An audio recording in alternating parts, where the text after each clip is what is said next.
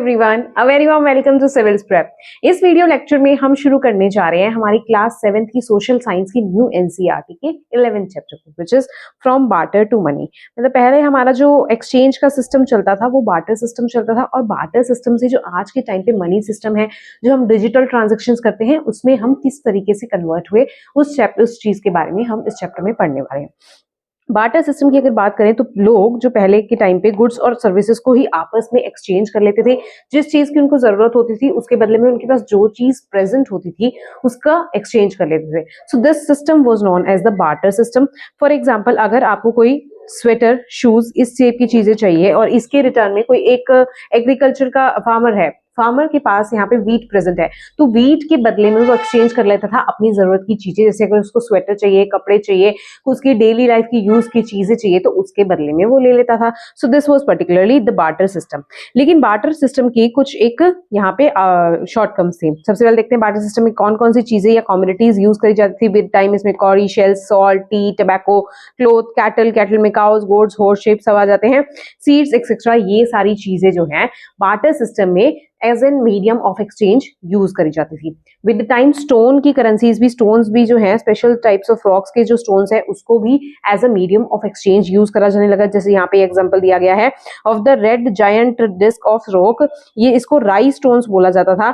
ये एक Yap island है which is present in the Pacific Ocean in the country of Micronesia. तो Yap island is present in the Micronesia. तो इस याप island में इस स्पेसिफिक राई स्टोन को यूज करा जाता था as a mode of exchange. मतलब आज के टाइम पे जो हमारी करेंसी है which is present in the form of the paper currency, coin currency, या हम डिजिटल ट्रांजेक्शन करते हैं, उसमें एज अ करेंसी जो इस टाइम पे यूज करी जाती थी that was in the form of the stone in that particular area. इसके अलावा एक और एग्जाम्पल दिया गया है of the central Mexico which is and the parts of the central America. यहाँ पे एज़टेक कॉपर टेजेड्रो, ये एक चॉपिंग नाइफ है जो यहाँ पे दिखाया गया है, इसको as a medium of exchange use करा जाता था, एज अ करेंसी यूज करा जाता था। So these are some of the examples जहाँ पे बार्टर सिस्टम जो है वो प्रिवेल कर रहा था। बार्टर सिस्टम किस तरीके से चलता था वो हमें ये एग्जांपल्स जो है वो बताते हैं। फिर बार्टर सिस्टम की कुछ कमियां थी जिसकी वजह से बार्टर सिस्टम से मनी सिस्टम में हम जो है शिफ्ट हुए, तो वो कमियां सबसे पहले देखते हैं। फर्स्ट एंड फॉरमोस्ट जो हम हमेशा देखते हैं that is double coincidence of bonds. अगर दो पर्सन को आपस में दो चीजें एक्सचेंज करनी है, मान लीजिए फार्मर का ही एग्जांपल जो हम ले रहे थे, मान लीजिए फार्मर को तो स्वेटर चाहिए बट जिस पर्सन के पास स्वेटर है उसको फार्मर के पास जो वीट प्रेजेंट है वो वीट नहीं चाहिए। मतलब फार्मर की जो नीड थी वो तो यहाँ पे कोइंसाइड कर रही थी, लेकिन डबल कोइंसिडेंस नहीं हो रहा था कि जिस पर्सन के पास स्वेटर थी उसको यहाँ पे वीट नहीं चाहिए थी। तो डबल कोइंसिडेंस ऑफ बॉन्ड्स का यहाँ पे इशू देखने को मिल रहा था। हर पर्सन को वही चीज नहीं चाहिए होती है जो इन रिटर्न जो सामने वाला पर्सन उसको दे पा रहा था। So this is the case of the double coincidence of the bonds. यही चीज यहाँ पे एक्सप्लेन करी गई है।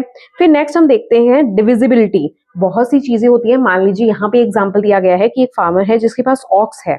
अब ऑक्स के बदले में वो फार्मर स्वेटर लेना चाह रहा है, तो ये डील इतनी ज्यादा यहाँ पे अच्छी दिखाई नहीं दे रही, क्योंकि हो सकता है वैल्यू की टर्म्स में यहाँ पे ऑक्स की वैल्यू ज्यादा हो, स्वेटर की वैल्यू कम हो। तो फार्मर चाह रहा है कि वो ऑक्स के बदले बहुत सारी चीजें ले ले, लेकिन सामने वाले के पास लेने देने के लिए सिर्फ एक स्वेटर है।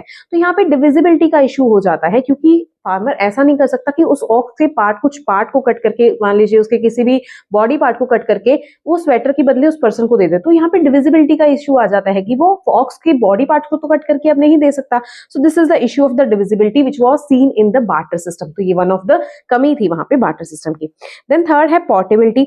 इसी ऑक्स का यहाँ पे एग्जांपल लेते हैं। ऑक्स को अक्रॉस लॉन्ग डिस्टेंस कैरी करना कितना मुश्किल है। हमें कोई चीज अगर बहुत ज्यादा लंबे डिस्टेंस से लेके आनी है तो इस ट्रेड के लिए ऑक्स को उस लंबे डिस्टेंस में हमें लेके जाना पड़ेगा, क्योंकि हम इस ऑक्स के बदले ही जो है दूसरी चीज ले रहे हैं। So this was also again a problem with the barter system. तो बार्टर सिस्टम की प्रॉब्लम्स हमने देखी, double coincidence of words, divisibility और पोर्टेबिलिटी। और प्रॉब्लम्स देखते हैं that is durability.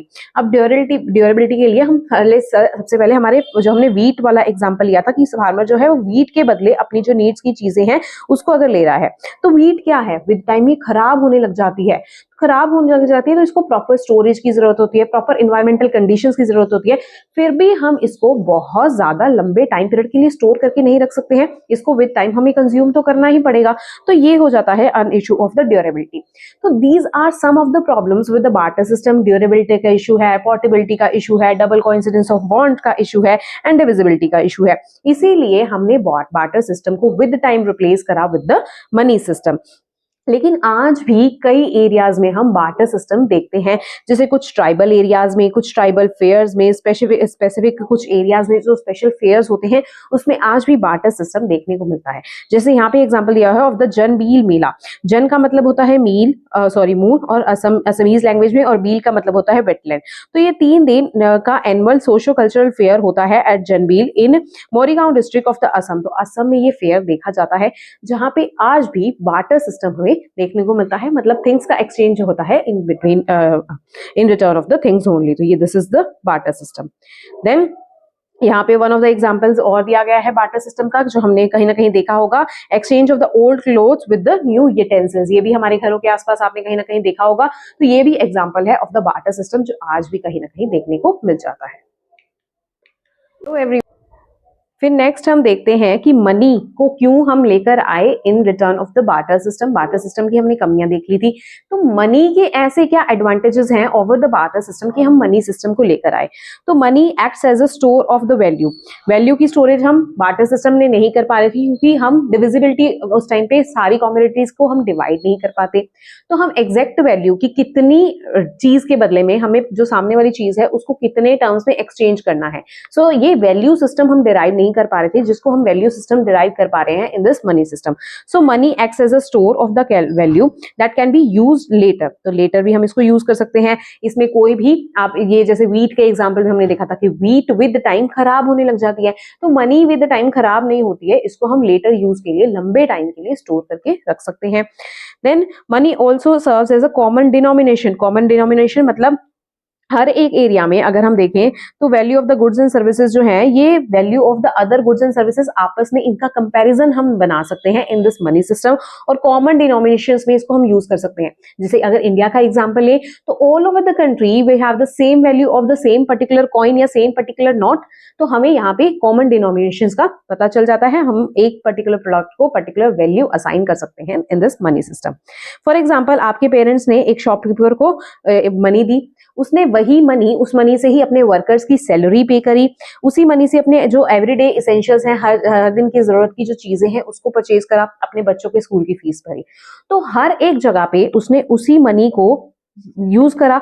So this is the common denomination that he use for everything. तो यहाँ पे ये कॉमन डिनोमिनेशन की तरह हम मनी को यूज कर सकते हैं। इसके अलावा money can act as a standard of deferred payment. Deferred payment मतलब जो लेटर टाइम में भी हम यूज कर सकते हैं। तो स्टोरेज का इशू आ रहा था इन द बार्टर सिस्टम, कुछ ऑफ द कमोडिटीज थी जो हम जिनको स्टोर नहीं कर सकते थे, with time they were perishable in nature, वो खराब हो रही थी। तो यहाँ पे हम मनी जो है विद टाइम खराब नहीं होती, इसको हम लेटर पेमेंट्स के लिए भी स्टोर करके रख सकते हैं।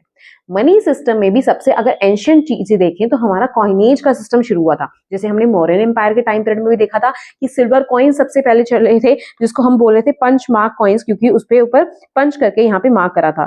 तो punch mark coins were the examples of one of the earliest coins of the world. तो यहाँ पे कॉइनेज सिस्टम अलग चला था। मेटल कॉइन सबसे पहले चले थे। मेटल कॉइन्स में भी अलग अलग तरह के मेटल, सिल्वर, कॉपर, गोल्ड के मेटल्स के, इवन अलॉयज जैसे ब्रॉन्ज के भी हमारे पास कॉइन के एग्जांपल्स हमें वेरियस रूलर्स की डायनेस्टीज में, एम्पायर्स में देखने को मिलते हैं। तो सबसे पहले कॉइनेज का जो सिस्टम है वो शुरू हुआ था। और मिंटिंग और इनका इशू ऑफ द कॉइन्स जो है वो it was controlled entirely by the rulers. Rulers के हाथ में होता था। इन कॉइन्स के ऊपर रूलर्स की पिक्चर्स लगी होती थी, इंपॉर्टेंट इंफॉर्मेशन दूसरी साइड पे अगर लिखी होती थी, कोई ना कोई डीटी हमने देखा था, जैसे हमने गुप्ता एम्पायर में भी देखा था कि one side face of the coin was minted with any deities picture. तो यहाँ पे डीटीज मेंशन होते थे, रूलर मेंशन होता था, किसी ना किसी तरीके से इंस्क्राइब करा जाता था, जो उस पर्टिकुलर डायनेस्टी के बारे में, उनके रूलर के बारे में कोई ना कोई इंफॉर्मेशन हमें दे रहे थे, और ये भी बता रहे थे कि उस पर्टिकुलर एम्पायर में कौन सा मेटल प्रिवेल कर रहा था, कौन सा मेटल जो है वो सबसे ज्यादा प्रीशियस कंसिडर किया जाता था। देन जो कॉइन्स है ये मेटल्स के बने होते हैं, ये मैंने आपको बता ही दिया। और इनको बोला जाता था कार्श पनाज या पनाज। तो पनाज या कार्श पनाज इन कॉइन्स को बोला जाता था। इनके ऊपर सिंबल्स लगाए जाते थे एंड सिंबल जो इनके ऊपर पंच करे जाते थे दे वर नोन एज द रूपास या रूप्स। दिस वेरियस रूप बनाए जाते थे इन कॉइन्स के ऊपर।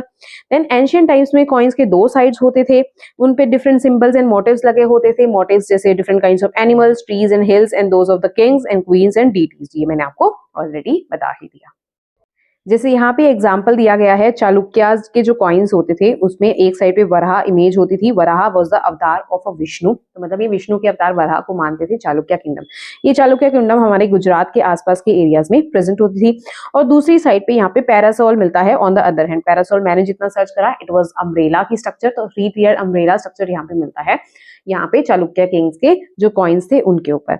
और इसके अलावा यहाँ पे कॉइन्स दिखाए गए हैं ऑफ द पुडुकोटाई, ये तमिलनाडु का जो एक किंगडम है वहां पे है। इसमें रोमन किंग्स की जो स्ट्रक्चर है, रोमन किंग्स की फोटोज यहाँ पे इन पंच मार्क कॉइन्स के ऊपर यहाँ पे मार्क्ड होती थी। तो ये हमें दिखाता है कि रोमन एम्पायर का इन्फ्लुएंस भी देखने को मिलता था। इसके अलावा ट्रेड के भी एविडेंसेस दिखाता है अक्रॉस द वर्ल्ड की रोमन एम्पायर से इंडिया का ट्रेड भी देखने को मिलता था। Then the use of coinage help to boost India's maritime trade with the world, तो वर्ल्ड ओवर हमारा मैरीटाइम ट्रेड चलता था। ये हमने साउथ के भी कुछ एम्पायर, जैसे हमें पल्लवास के बारे में, सातवाहन के बारे में पढ़ा था, तो उसमें भी हमने देखा था कि यहाँ पे नेवल ट्रेड चलता था। चोल चेर पांड्यास के किंगडम में भी ये नेवल ट्रेड देखने को मिलता था। और ये साउथ एशिया सेंट्रल एशिया तक हमारा जो ट्रेड है वो देखने को मिलता था। ये चीज पता हमें कॉइनेज से ही पता चलती है, क्योंकि इन एम्पायर्स तक, इन सेंट्रल एशिया के रीजन तक हमारी जो नेचुरल इंडियन किंगडम्स थी, इन किंगडम्स के कॉइन्स देखने को मिले हैं। तो कॉइनेज सिस्टम प्रिवेल करने की वजह से हमारा मैरीटाइम जो ट्रेड है वो भी यहाँ पे प्रमोट हुआ था। For example they were found in the parts of the Kerala and Tamil Nadu, तो यहाँ पे भी जो उनकी डायनेस्टीज के, रोमन, ग्रीस, ये डायनेस्टीज के जो कॉइन्स होते थे वो इंडिया में भी पाए जाते थे। अब यहाँ पे एग्जांपल दिया गया है ऑफ द 1 आना। ये 1/16 ऑफ अ रुपी था 1947 में जब इंडिया आजाद हुआ था। तो हम उस टाइम पे डजन्स ऑफ बनाना खरीद सकते थे विद दिस 1 आना।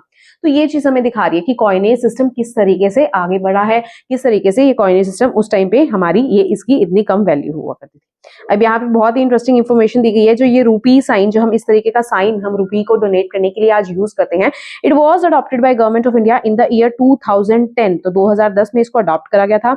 इसको डिजाइन करा गया था by Uday Kumar, he is from IIT Bombay. तो इन्होंने एक सिंबल ये जो बनाया है रूपी का, the symbol is a mix of Devanagari रा and Roman R with 2 parallel horizontal strips running into the top, presenting the national flag and also equal sign. तो ये जो सिंबल है ये 2010 में गवर्नमेंट ऑफ इंडिया ने अडॉप्ट करा था। और ये इसके बारे में छोटी सी इंफॉर्मेशन है जो बहुत ज्यादा इंपॉर्टेंट नहीं है, बट इंटरेस्टिंग फैक्ट लगा मुझे तो मैंने आपको बता दिया।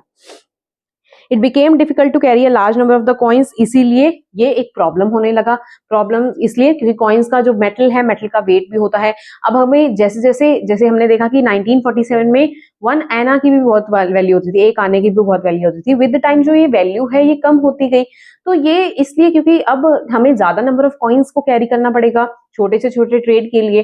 तो क्योंकि ये मेटल्स के बने होते थे, ये हैवी वेट हो जाते थे, इनको कैरी करना विद टाइम डिफिकल्ट होता गया। तो उससे हमारा इमर्ज हुआ of the paper currency. Paper money और currency was first used in China. सबसे पहले इसको चाइना ने यूज करा था और इंडिया में इसका यूज स्टार्ट हुआ by the late 18th century. Late 18th century में हमने इनको यूज करना शुरू करा और ये करेंसी यहाँ पे दिखाई गई है हायर डिनोमिनेशंस की। अब ये करेंसी पे भी हमारी काफी चीजें बनी होती हैं जो वेरियस चीजों को दिखा रही होती है। जैसे 50 रुपीज के नोट पे हम्पी का यहाँ पे जो पिक्चर है वो मेंशन्ड है। So Hampi is present in the Karnataka. ये इंपॉर्टेंट सिटी है, ये हिस्ट्री में हमारी बहुत अच्छी इंपॉर्टेंस रखती है।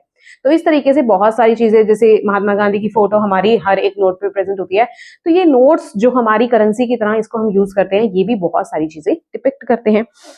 आज इंडिया में जो सेंट्रल बैंक, सेंट्रल अथॉरिटी है, पहले क्या होता था, एंशियंट टाइम पे जो रूलर्स होते थे उन किंगडम्स के, उनके पास सारी अथॉरिटी होती थी to mint that coin and issue that particular coin. लेकिन इंडिया में आज के टाइम पे जो पूरी अथॉरिटी है that is with the reserve bank of India, that is RBI। ये कंट्रोल करता है the issue of the currency. और इसके अलावा कोई भी, RBI के अलावा कोई भी लीगली करेंसी नोट्स को या करेंसी कॉइन्स को इशू नहीं कर सकता। तो ये अच्छी इंफॉर्मेशन है। फिर विद टाइम हमारा क्या हुआ, ये पेपर नोट से हम ट्रांसफर हुए विद द डिजिटल ट्रांजेक्शंस। तो डिजिटल ट्रांजेक्शन में ये इनटेंजिबल फॉर्म ऑफ ट्रांजेक्शन है, इसमें जो मनी होती है that is in the electrical form. ये डिफरेंट पेमेंट्स मेथड इसमें आते हैं, जैसे हमारा डेबिट कार्ड के थ्रू पेमेंट, क्रेडिट कार्ड के through payment, net banking, UPI which is known as unified payment interface. इस टाइप के ट्रांजेक्शंस हमारे देखने को मिलते हैं। तो ये आती है हमारी डिजिटल मनी के अंदर, जिसमें जो मनी है it is transfer from the payer's bank account to directly जिसके बैंक अकाउंट में हम वो पेमेंट करना चाह रहे हैं। तो ये this is the digital transaction. तो हम इस तरीके से हमारा जो सिस्टम है, मनी का ट्रांजेक्शन का सिस्टम है, वो इवॉल्व हुआ from the barter system to the currency which can be paper notes और द कॉइन्स, और उसके साथ फिर हमने उसके बाद में हम डिजिटल ट्रांजेक्शन या डिजिटल मनी की तरफ शिफ्ट हुए। So this was all about this chapter. Thank you so much. Have a nice day.